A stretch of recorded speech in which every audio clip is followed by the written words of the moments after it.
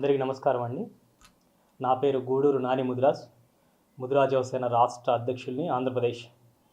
ఈరోజు చిలకలూరుపేట నియోజకవర్గంలో విడుదల రజనీ గారి మాజీ మంత్రి విడుదల రజనీ గారి అనుచరుడైనటువంటి శ్రీకాంత్ రెడ్డి అరెస్ట్ విషయంలో ఏదో జరిగిపోయిన విధంగా కొన్ని మీడియా ఛానల్స్ విడుదల రజనీ గారు అనుచరులు గగ్గోలు పెడుతున్నారు, పెద్దగా రంకెలేస్తున్నారు.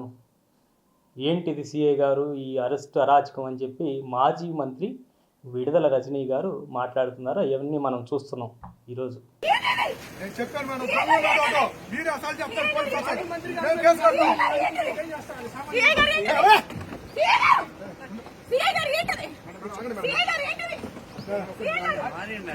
ఈ ట్రోల్స్లో అయితేనేమి, ఛానల్స్లో అయితే వస్తుంది బ్రేకింగ్ న్యూస్. సాక్షిలో అయితే అసలు బ్రేకింగ్ న్యూస్ వస్తుంది.